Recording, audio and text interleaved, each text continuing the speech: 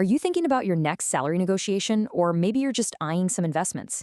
Well, a new set of draft tax rules is on the horizon, and it could honestly change the game for both. Today, we're going to break down India's proposed 2026 income tax rules and see exactly how they might affect your wallet. Let's dive right in. Have you ever wondered what that company car or that club membership is really worth in the eyes of the taxman? Well, these new rules are designed to answer that exact question. They're putting a specific taxable value on your work perks, and we're going to show you exactly how they plan to do it.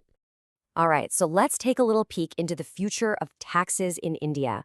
This first section is all about laying the groundwork, so we can all understand the big changes that are coming our way. So go ahead and mark your calendars because the proposed start date for all of this is April 1st, 2026. Yeah, that gives all of us a couple of years to really get our heads around what's coming and get ready for the shift. Okay, here's our game plan for today. We're going to kick things off with the new rules for companies. Then we'll dive into how your assets are going to be valued. After that, we get to the really juicy part, your work perks. And finally, we'll wrap it all up with a few other important details you won't want to miss. First up, let's take a look at how these rules are going to shake things up in the corporate world. There's some pretty significant changes here for businesses and for stock exchanges that could definitely have a ripple effect on the whole economy. What's really interesting here is you can see a major push for more transparency and, frankly, more domestic control. For you as an investor, this means dividends get paid out right here in India. For the market itself, it means stricter oversight from SEBI on those complex trades and a super detailed 7-year digital record of every single transaction. It's basically a move to make the market more secure and a whole lot easier to audit. Now that we've covered the big picture changes for companies, let's zoom in on something that really affects all of us, how our assets get valued. These new rules, they're all about taking the guesswork right out of the equation. Okay, before we jump into the real nitty-gritty, let's get on the same page with a key term, capital asset. Basically, in the eyes of the tax department, if you own something valuable that you can sell, we're talking stocks, bonds, property, you name it, it's a capital asset. And that's exactly what these new valuation rules are all about. Now, don't worry, you are not expected to read all of this tiny text. We're just showing you this to give you a feel for just how detailed and specific these new rules are. This table helps figure out your period of holding, which is just a fancy way of saying how long you've owned something. And trust me, that's a huge deal because it can make a big difference in how much tax you pay when you decide to sell. Okay, so let's make this real. Let's say you own a share in a publicly traded company. How in the world do you figure out its fair market value for tax purposes? Well, the good news is you don't have to guess anymore. The new rules give us a very specific formula. And here it is in all its simple glory. Now, it might look straightforward, but don't let that fool you. Each one of these letters represents a specific financial figure. And this isn't just a guideline. This is going to be the only way to calculate fair market value under these new rules.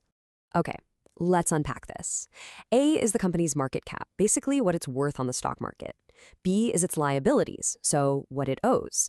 You add those two together, and then you divide by C, which is just the total number of shares out there.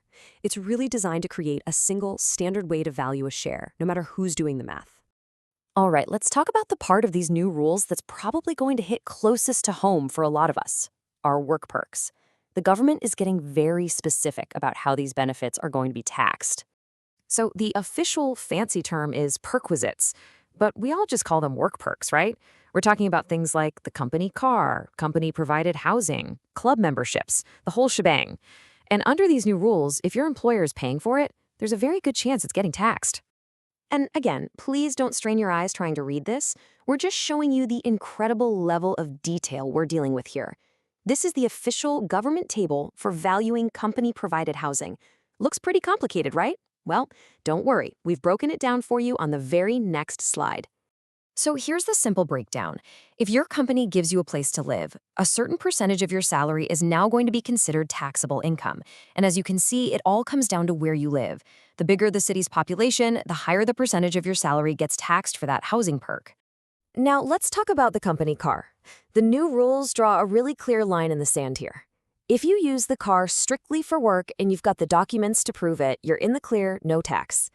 But if you're using it for personal trips and your employer is footing the bill for expenses, you're going to see an extra 5,000 to 7,000 rupees added to your taxable income every month, and even more if you have a driver.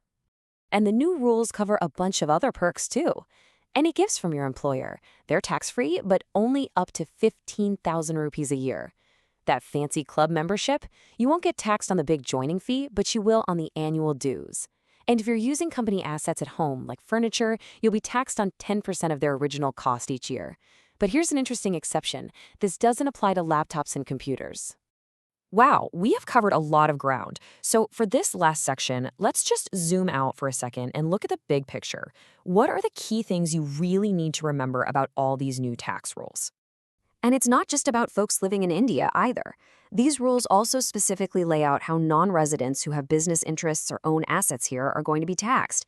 It's really a sign that the government is trying to build a much more comprehensive, all-encompassing tax system.